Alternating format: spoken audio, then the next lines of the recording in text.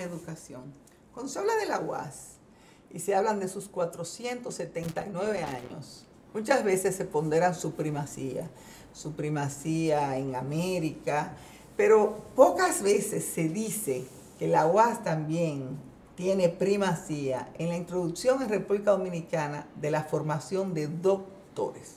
Hoy, por suerte, varias de nuestras universidades tienen acuerdos con otras universidades, sobre todo europeas y también norteamericanas, para la formación de doctores, para el fortalecimiento del cuerpo docente de esas instituciones y, ¿por qué no?, también ofrecer esta posibilidad de estudios de cuarto nivel a personas que entiendan que ameritan y desean esta formación. Pero la UAS trajo precisamente ya hace varios años, hace varias decenas de años, pues los programas de doctorado a través de un acuerdo con la Universidad del País Vasco.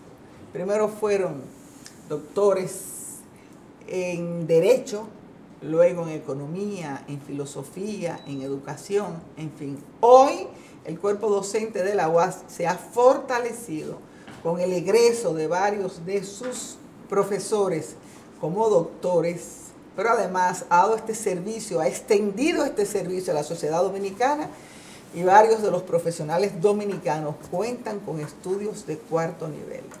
Precisamente fue en la UAS, aquí en República Dominicana, donde esos primeros egresados de universidades de diferentes países de América, como doctores de la Universidad del País Vasco, comenzaron a reunirse. Se reunieron en varios puntos, pero de nuevo vuelven a la UAS. Pero vamos a dejar que sea precisamente Irán Sánchez, un doctor en economía de estos programas, el que nos cuente qué es lo que la UAS tiene ahora para brindarlo a la sociedad dominicana como una labor de extensión. Irán Sánchez. Sí, buenas tardes, gracias por la invitación. En efecto, del día 7 al 10 de noviembre del presente año tendremos el 6º Congreso de Derecho, Filosofía, Economía, Sociología y Educación en un mundo global, que se llevará a cabo en la Biblioteca Pedro Min, en el aula Manuel del Cabrán, en el Salón Manuel del Cabrán, y contará con la presencia de varios países latinoamericanos y caribeños, de los programas de cuarto nivel, es decir, posgrado, en el área de doctorado en Economía, Derecho, Filosofía, Educación, Sociología, y también tendrá la presencia de profesores e investigadores españoles, precisamente porque es la Universidad del País Vasco que auspicia y lleva a cabo estos programas en Latinoamérica y el Caribe. Recuerdo que en alguna oportunidad, pues compartiendo con profesores de esta universidad, pues me percaté que tenían programas no solamente en la Universidad Autónoma, aquí en República Dominicana, sino que también tenían en Puerto Rico, en diferentes puntos. ¿Sabe? Egresados de cuántas universidades y además estudiantes, maestrandos, doctorandos de cuántas universidades se van a dar cita ahora. 14 universidades. De 14 universidades. De los siguientes países. De Puerto Rico hay de Perú, Guatemala, Brasil, participa México, participa también Chile, que precisamente el Congreso cerrará el día 10 con la participación en la Fundación Global del expresidente de Chile, Ricardo Lagos. También el presidente Mujica y del expresidente de Guatemala. ¿Va a venir Mujica otra vez a República Dominicana? Se tiene planificado, es decir, está por confirmar. Maravilla. Y también el mismo presidente Leonel Fernández será uno de los expositores. Porque o sea, aunque el acuerdo está con la Universidad Autónoma y es la universidad la que ha iniciado los mismos, también la Universidad de la Fundación Global está involucrada en estos programas. Sí, también. E inclusive ha participado en los programas como Recinto San Francisco de Macorís. Perfecto. O sea que en los programas que se están impartiendo en el país. En el país. Y también tenemos el privilegio de ser la sede en Latinoamérica de los programas doctorales. Es decir, aquí es que están las oficinas que enlazan con los países de Latinoamérica. ¿Y esas oficinas están en la UAS o están en la UAS? En la UAS, exactamente. Tenemos, ¿en la Facultad de Economía o no, dónde? Es de los programas doctorales del País Vasco, está en la biblioteca en el tercer nivel. Perfecto. Irán, tú puedes contarle a la gente, primero para que se motive a hacer estos programas, pero además para que valore pues este gran aporte que está haciendo la Universidad del País Vasco. Yo recuerdo que en una oportunidad le decía que de la misma manera que en algún momento pues los europeos hablaban de esta incursión en América a través de los sacerdotes dominicos, de la educación, ¿no?, que comienza precisamente en nuestro país, pues en algún momento también América y en particular la República Dominicana, porque aquí no había estos programas, tendrá que hacerle un gran reconocimiento a la Universidad del País Vasco, porque ya son muchos los egresados, ¿no? Y además muchos los que quizás no han concluido, pero que han recibido una formación sólida, una formación que les permite ser mejores profesionales. Bueno, como el programa tiene dos niveles, el primero era Aldea, suficiencia investigativa, que diploma, hay varios. O sea, el DEA es Diploma de Estudios Profundos. Que en francés es Diplôme d'études approfondies. Así mismo. Entonces. No, lo que pasa es que ya no se llama así en Europa. No, ya por ejemplo, en el caso de los programas de cuarto nivel, es maestría lo que se está haciendo. Ya lo que pasa es que se llama Master 2. Fíjate, en Europa había dos máster, o sea, una que se llamaba maestría y uno que se llamaba DEA, o sea, Diploma de Estudios Profundos.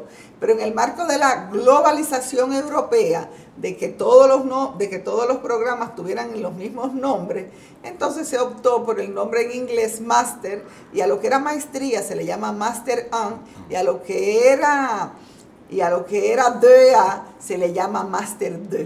Exactamente, en efecto. O Master 2. Sí, ya se unificaron con un mismo, vamos a decir, nombre, Master.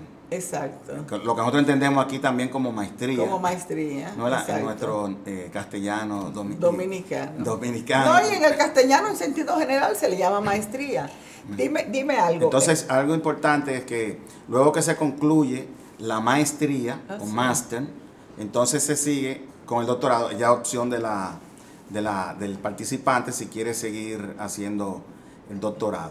Y a ambos se le otorgan certificados que sí, así... En efecto, se le da, por ejemplo, en el caso de la suficiencia investigativa, se le certificaba, ¿no? Y hay ya en economía hay unas 10 promociones en ese aspecto, primero de la suficiencia investigativa y después en la maestría. Entonces, en el área de economía, habemos unos 11 o 12 doctores que defendimos la tesis doctoral. Porque la suficiencia investigativa es haber terminado los programas de estudio. Los programas de estudio presenciales. Y además haber presentado el trabajo final. O el trabajo final ya implica la maestría. Lo que llaman la tesina. Lo que llaman la tesina. Pero mi pregunta es, ¿la tesina forma parte de la maestría o de la maestría? De la maestría. O sea, que el que hizo la tesina de la suficiencia investigativa, del programa de suficiencia investigativa, tenía esa maestría o tiene esa maestría. Tenía ese grado de formación, pero también tenía entonces el aval para seguir con el doctorado, porque en el caso del País Vasco y otras universidades, ellos tenían como prerequisito y tienen que para hacer el doctorado había que hacer la maestría, aunque uno tuviera, por ejemplo, otra maestría, inclusive hasta reconocida en España o en Estados Unidos o aquí, era necesario completar el ciclo básico para ellos poderle darle acceso al doctorado. Porque digamos que era como el paso número 1 del doctorado. Del doctorado. Es decir, no era que ellos lo incorporaban al doctorado por el hecho de haber tenido ya un grado. Una maestría realizada. ¿Y aproximadamente cuántas personas han concluido con los programas, con las maestrías y con los doctorados? Bueno, en República Dominicana. Bueno, si se calcula todos los programas de derecho, de economía, pasa más del centenar. Más del centenar. Mucho más. Porque, por ejemplo, de derecho ha sido ya varios grupos. Varios grupos. Inclusive... y de filosofía. Incluso yo le voy a decir a algunas de las personas, la Emma Polanco, actual candidata y pasada vicerrectora de administrativa, pasada decana de la Facultad uno de los de fundadores, uno de los promotores en el área del derecho, Franklin García Fermín. Exacto, Franklin, pasado rector. Rosalía Sosa, que hoy es directora ejecutiva de Participación Ciudadana. Y Duval, Marisela Duval, que también es funcionaria en Participación Ciudadana. O sea, hay una promoción de personas que han trascendido. Exactamente. Tenemos también a usted misma, que participó en los programas y que ha hecho un gran aporte. Bien, pero yo estoy hablando... Es vicerrectora de extensión de la UAS, con gran prestigio y excelente trabajo. Entonces, pero pienso que en todas las áreas es importante el aporte que ha hecho la universidad. Entonces vamos a hablar de este congreso. Vamos a repetir las fechas, es del 7 al 10 de noviembre. Del 7 al 10 de noviembre. Entonces, ¿qué tiene que hacer una persona? ¿Simplemente llegar hasta allí o hay un proceso de inscripción? Hay un proceso de inscripción a través de la página web de la Universidad del País Vasco, que eso está en internet.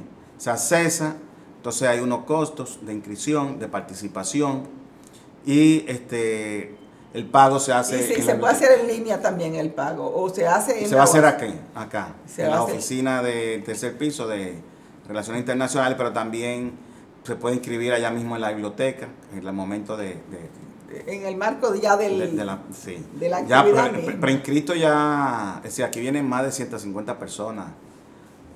Del extranjero. Del extranjero. Ya comienzan solamente del extranjero 150 personas. Bueno, hay dominicanos también, pero la mayoría, la gran mayoría, es decir, el Congreso va a participar entre 300 y 400 personas.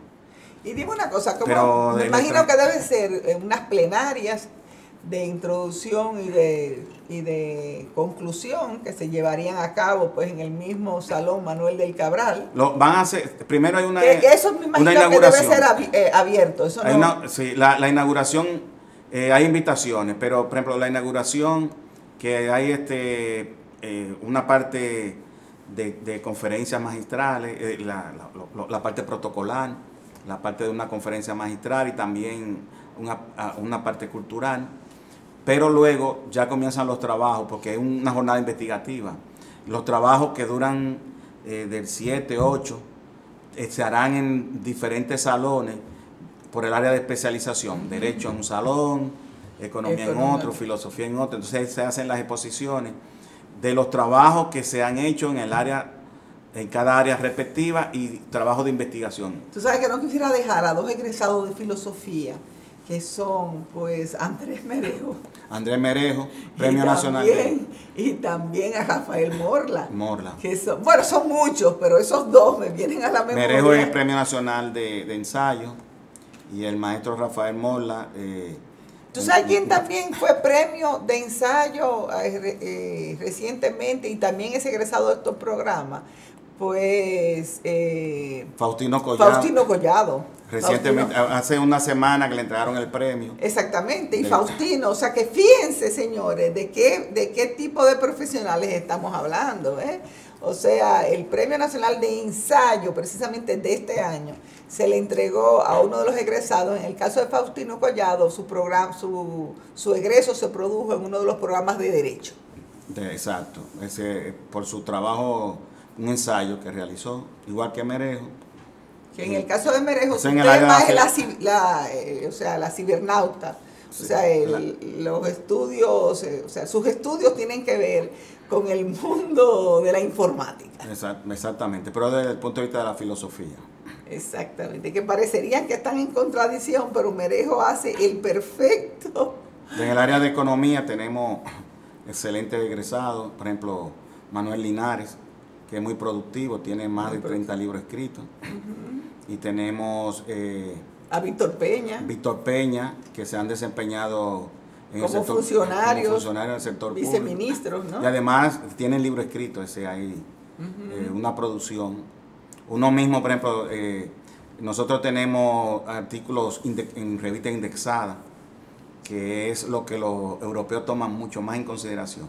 Que las publicaciones, porque una publicación puede, la calidad de la publicación, no, o sea, inmediatamente yo hago una producción literaria de cualquier naturaleza, ensayo, yo si te cuento con los recursos o una editora que me auspicia, yo lo puedo publicar, pero para que una revista te indexe un artículo es porque ha sido valorado por un cuerpo de investigadores. Hay revistas indexadas que inclusive, por ejemplo, ponen en lista de espera hasta 2 años a los trabajos. Sí, sí. Otro caso, por ejemplo, cuando una persona escribe un libro, quien realmente determina en gran medida su valoración es la editora, pero también la persona.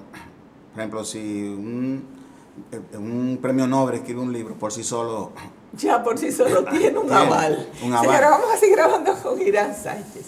Irán es economista, es egresado de 3 universidades, o sea que tiene un diploma escrito en ruso, porque su primera carrera la hizo precisamente en la antigua Unión Soviética. Es egresado también de uno de los programas de posgrado de la Universidad Autónoma de Santo Domingo.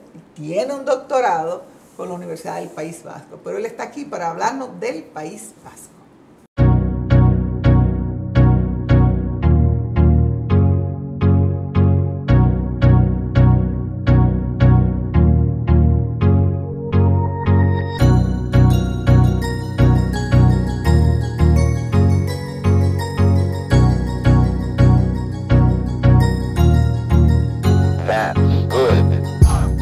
Irán, imaginemos que una persona, sigo destinando este discurso para la gente que quizás quisiera estudiar en la Universidad del País Vasco, pero además para que lo entienda.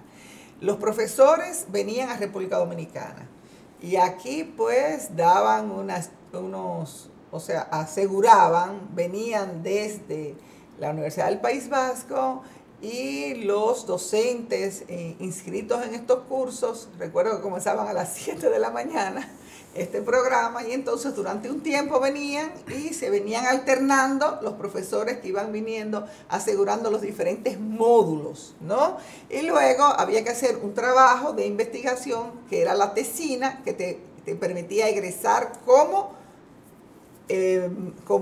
maestría, ¿no? Entonces mi pregunta es la siguiente: yo quisiera saber cómo entonces luego tiene que hacer la gente para seguir en este programa y llegar a tener un doctorado, si tiene que ir hacia la Universidad del País Vasco, si ahora con los medios electrónicos vive en permanente comunicación con su asesor de tesis y además cuando quizás viene a asegurar algún módulo, le da seguimiento. ¿Cómo se trabaja la parte del trabajo doctoral? Sí, en el trabajo doctoral, primero hay que contactar un asesor. Ese asesor debe estar avalado por la universidad, porque tiene que tener... porque podría ser un asesor aquí mismo. También, pero tiene que estar avalado por la universidad. O sea, por ejemplo, tú podrías ser asesor de una persona. Sí, pero hay una serie de requisitos que ellos tienen. Por ejemplo, tiene que tener como mínimo 5 artículos en revista indexada. Para ser asesor. Para ser asesor. Perfecto. Entonces, por ejemplo, aunque uno tenga el doctorado, si no cumple con una serie de requisitos y que ellos lo aprueben, no puede ser asesor. No puede. Entonces, primero es buscar un asesor, identificarlo, presentarle la propuesta de investigación, que el asesor se motive. Claro. ¿No? Y vea el anteproyecto. Que haya una empatía, porque si es un tema que a ti no te interesa o que tú no estás formado en él mismo, tú no puedes ser asesor. O que el trabajo que se le está presentando presente mucha debilidad y el asesor diga: yo aquí no me voy a poner a... Claro, yo no voy a auspiciar un trabajo que no tiene calidad, porque me voy a quemar yo también junto con el doctorando. Entonces, una vez que el asesor ve que hay una posibilidad de desarrollar el tema, entonces se inscribe la tesis para el trabajo de investigación, se registra y comienza un proceso de consultoría. La persona va desarrollando, el asesor, claro, está, por ejemplo, en España, en otro continente, y uno está acá. Entonces, uno lo que hace es que le va mandando los trabajos, ellos lo van revisando, pero después hay que ir a hacer una pasantía. Allá mismo. Allá mismo. ¿Y siempre en la misma sede? ¿En la sede de Bilbao o donde esté el asesor.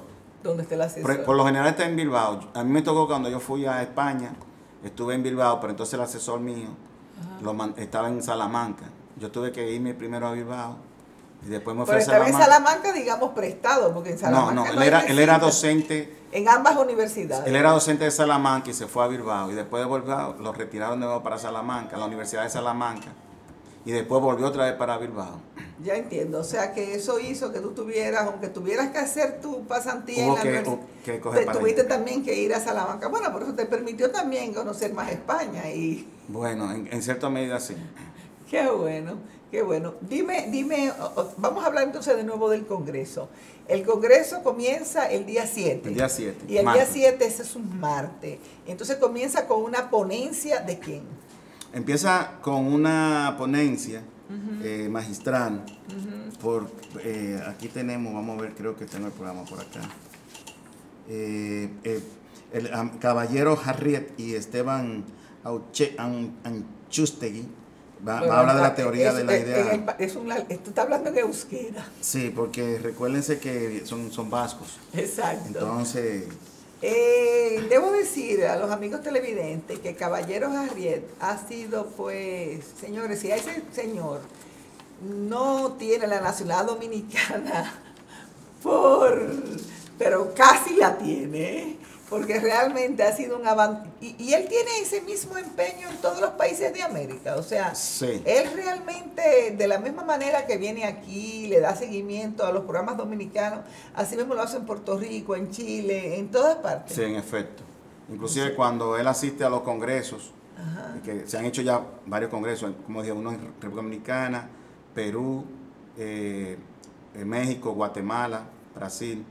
Él es uno de los entes principales, porque él es el representante en Latinoamérica de los programas doctorales. Ya está pasándole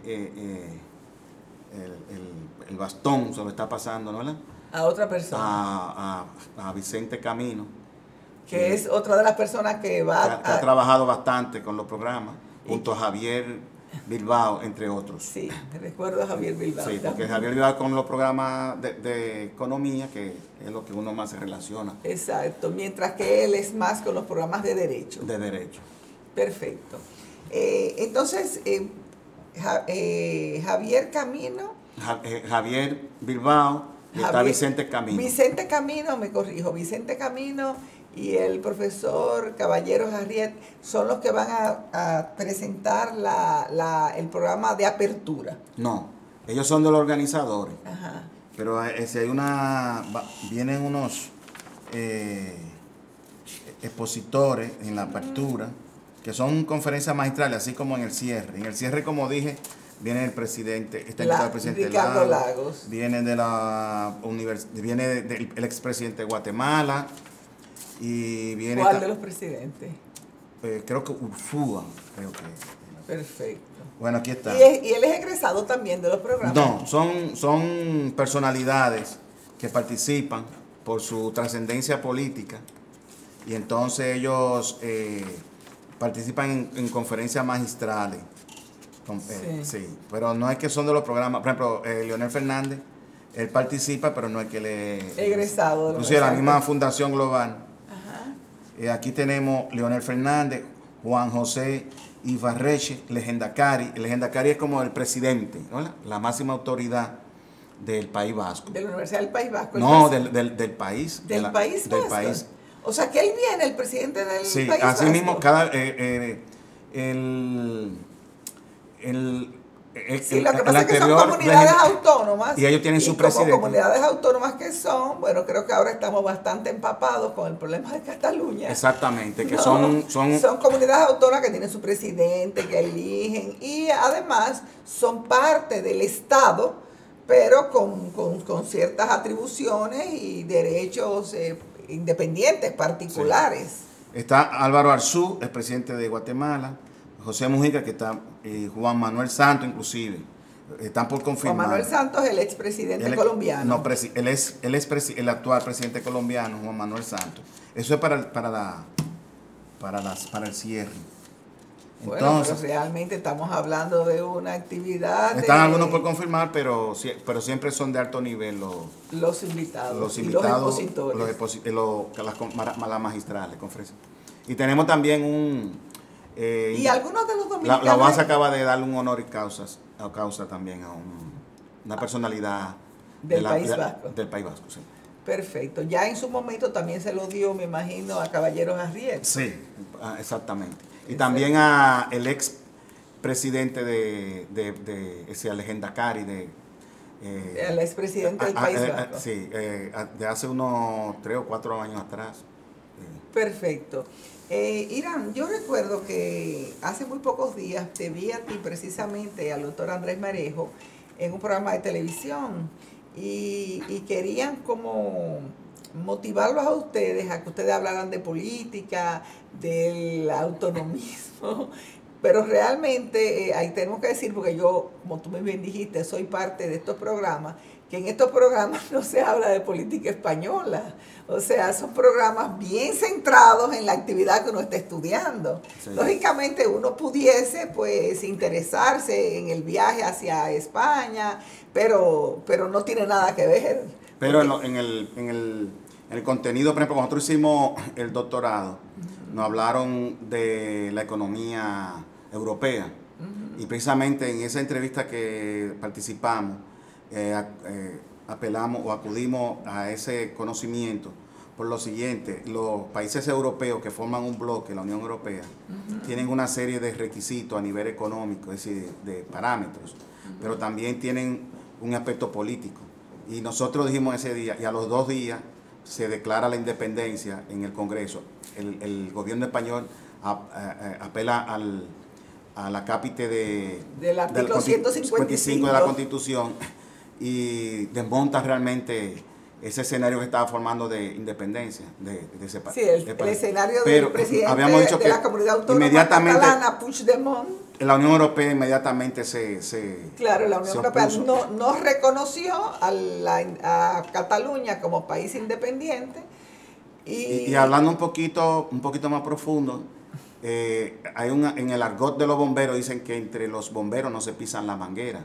Que no es verdad que la Unión Europea y que España forma parte de la OTAN, claro, no es verdad que ellos van a permitir que haya aspectos seccionistas y separatistas, porque ellos también se estarían viendo en el mismo espejo y se estarían involucrando, claro, porque con un miembro de la OTAN importantísimo y también de la Unión Europea. Así, eso no lo van a aceptar bajo ninguna condición.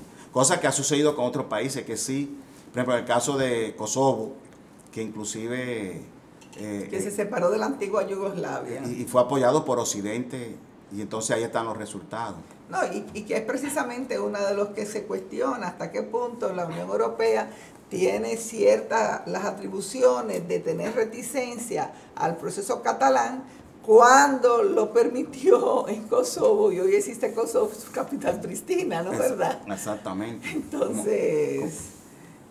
pues bien, pero volvamos a nuestros programas. Yo te lo decía porque yo vi como ese presentador, como que inmediatamente oí Universidad del País Vasco, pues entró en la política y en todo, cuando realmente esto es una actividad académica, no es una actividad política. Sí, pero política. No importa, porque uno se interesa precisamente por la conformación de esos países, que es un país que tiene un idioma muy particular, único en el mundo. Se dice, ¿el catalán tú dices? No, en el País Vasco.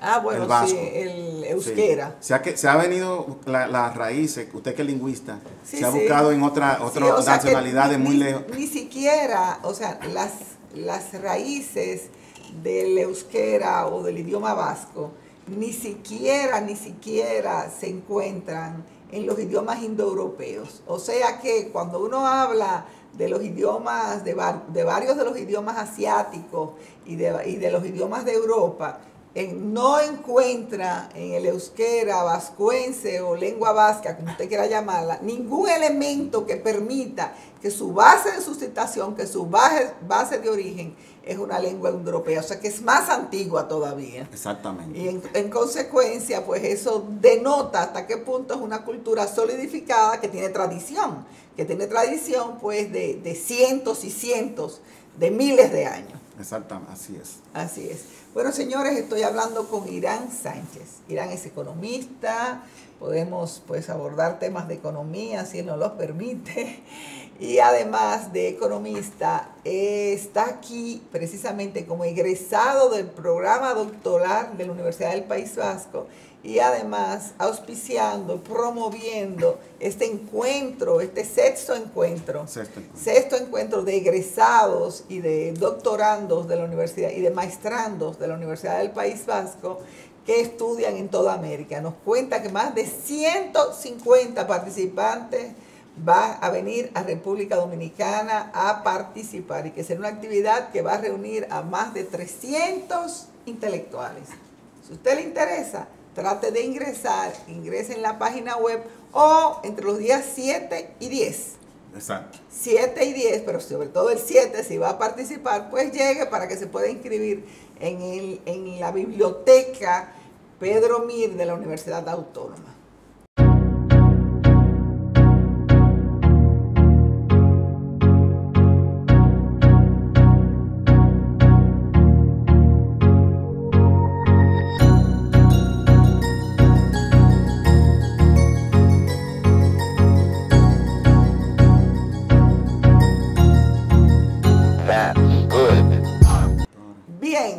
Irán, yo sé que tú viniste aquí a hablar del País Vasco, la primera que está orgullosa de la Universidad del País Vasco y de ese acuerdo universitario entre UAS y esta universidad soy yo.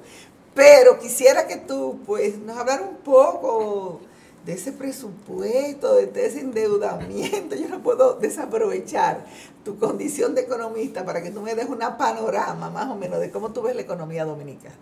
Bueno, con relación al presupuesto, nosotros vemos que año tras año es un presupuesto incremental y que realmente el aspecto de la deuda ha venido ocupando una porción significativa en la economía dominicana.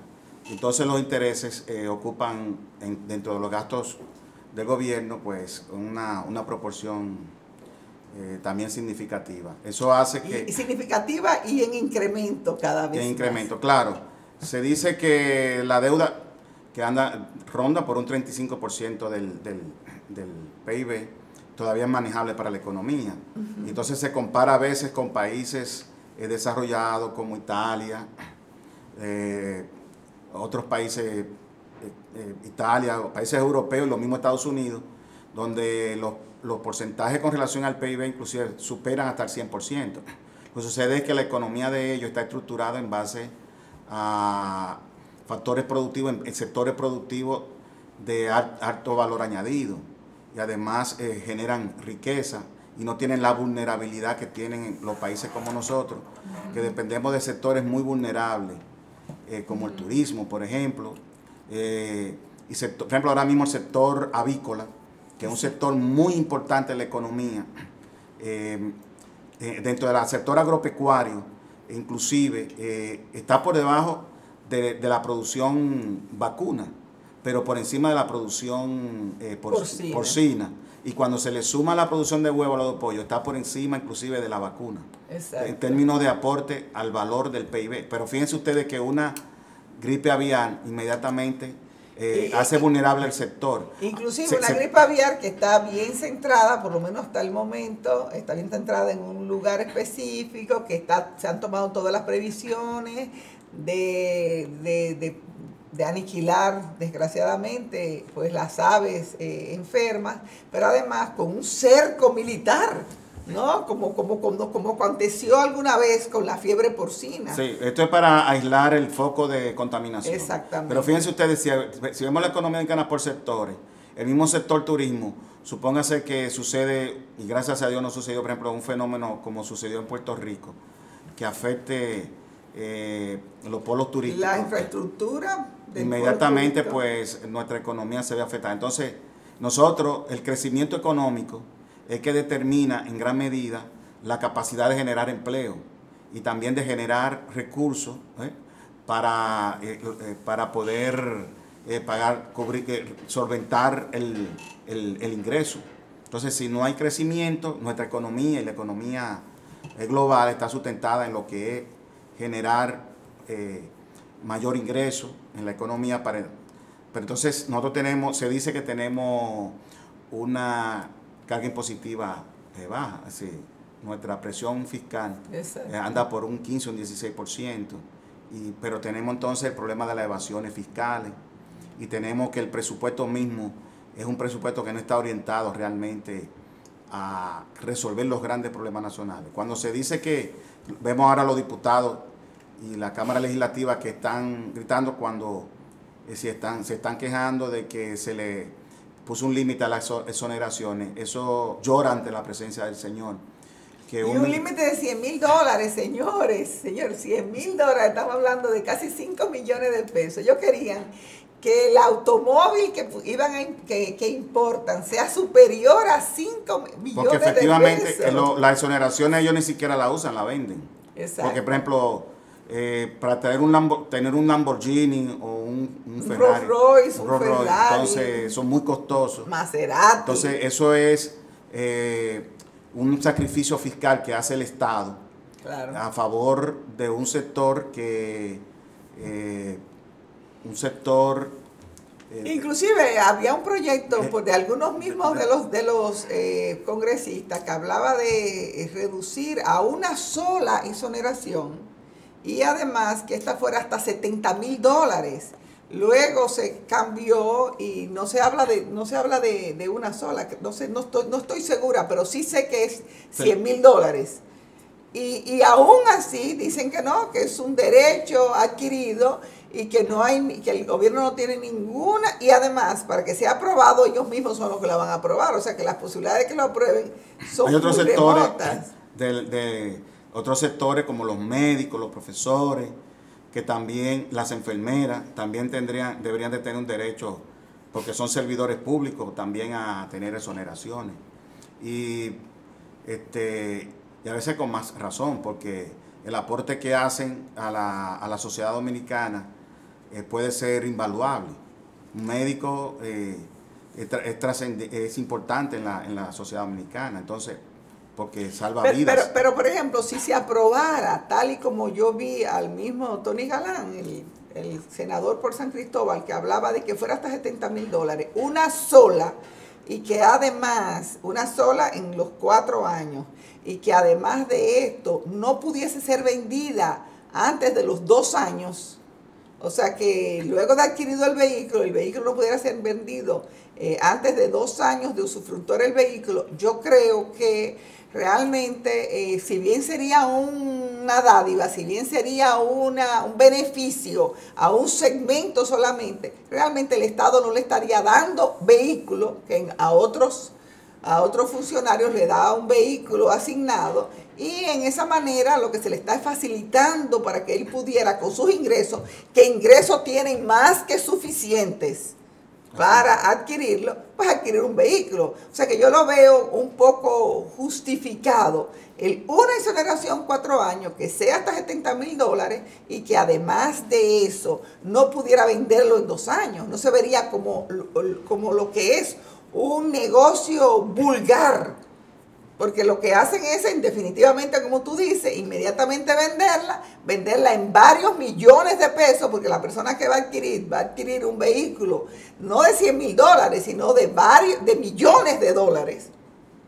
O sea, un vehículo increíblemente caro, y en consecuencia es mucho lo que el Estado deja de percibir. Así es, un gran sacrificio fiscal. Exactamente. En que incurre el Estado. Eso en detrimento de lo que es la mejora del bienestar de vida de la población. Claro, porque en la medida que uno que tenga un carro lujosísimo no pagó los impuestos, porque ese dinero se lo pagó a un diputado o a un senador, en esa misma medida eso es un dinero que no entró al Estado Dominicano y que la República Dominicana y sus habitantes no pueden disfrutar del ingreso que significaría este dinero. Exactamente, así es. Bien, ¿piensas tú que la Escuela de Economía de la UAS y las diferentes escuelas de economía que hay en el país están formando realmente los economistas que el país necesita o hay demasiado economistas? ¿Qué tú piensas de la carrera de economía? Bueno, la Escuela de Economía debe tener unos 500 a 700 estudiantes ahora mismo. La de la UAS. Recordemos que la carrera de Economía es un prestigio realizarla. Nosotros nos sentimos muy orgullosos. Es una carrera... ¿Tú te sientes orgulloso como docente de esa escuela? Como docente, pero también como economista.